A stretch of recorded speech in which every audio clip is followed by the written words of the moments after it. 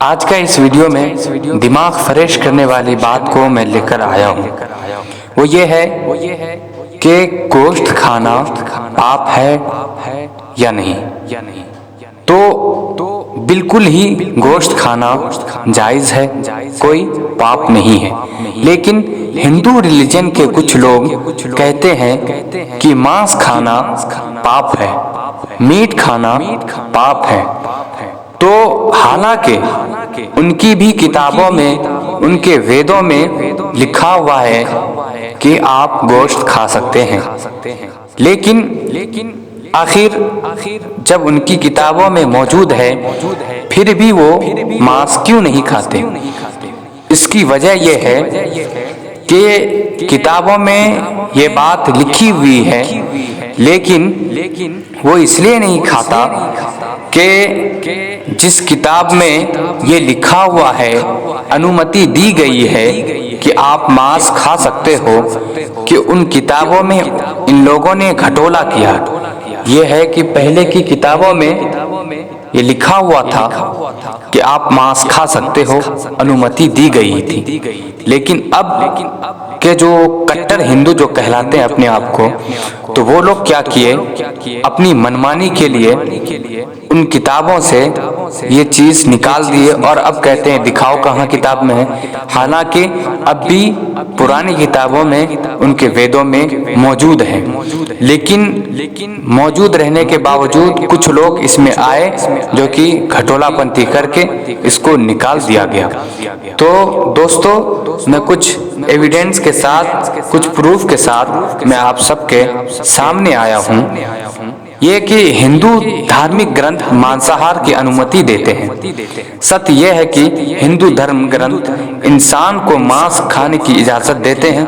ग्रंथों में उन साधुओं और संतों का वर्णन है जो मांस खाते थे। हिंदू कानून पुस्तक मनुस्मृति के अध्याय 5 सूत्र नंबर 30 में वर्णन है कि वे जो उनका मांस खाते हैं, जो खाने योग्य हैं, कोई अपराध नहीं करते। गौर से सुनिए, कोई अपराध नहीं करते, यद्यपि वे ऐसा प्रतिदिन करते हों, क्योंकि स्वयं ईश्वर ने कुछ को खाने और कुछ को खाए जाने के लिए पैदा किया। मनुस्मृति में आगे अध्याय 5 सूत्र नंबर 31 में आता है, मांस खाना बलिदान के लिए उचित है। इसे दैवी प्रथा के अनुसार देवताओं का नियम कहा जाता है।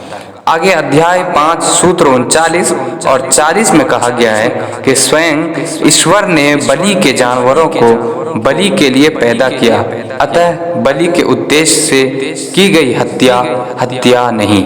तो देखा आपने, मैंने कुछ प्रूफ आप लोगों के सामने रखा और मेरे पास किताब भी मौजूद है, मैंने डाउनलोड किया मनुस्मृति। तो इसमें क्या लिखा है, इसका सारांश सुने कि जो भक्षण के योग्य प्राणी हैं, उनको प्रतिदिन खाने से खाने वाला दोष भागी नहीं होता।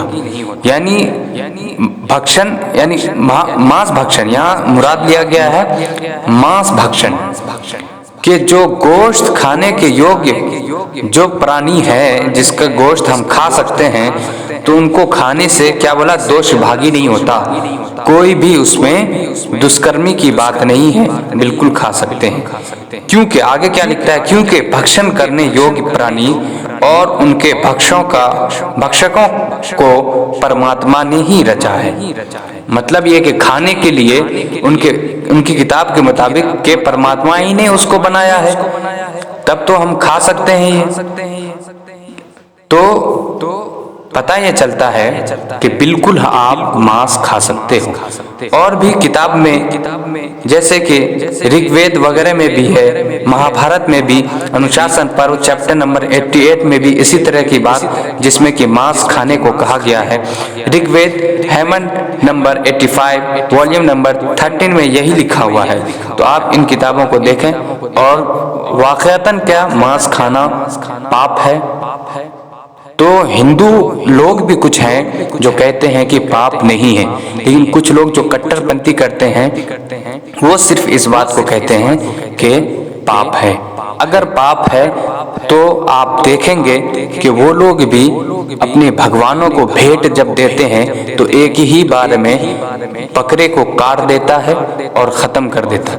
और अगर उनके मुताबिक हम मान लें कि मांस खाना पाप है, तो क्या सिर्फ गाय का मांस खाना पाप है?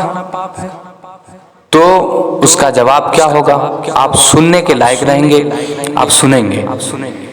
अगर आप कहते हैं कि मांस खाना पाप है, तो मांस में सिर्फ गाय का मांस तो नहीं आता, उसमें बकरी खस्सी का भी मांस आता है।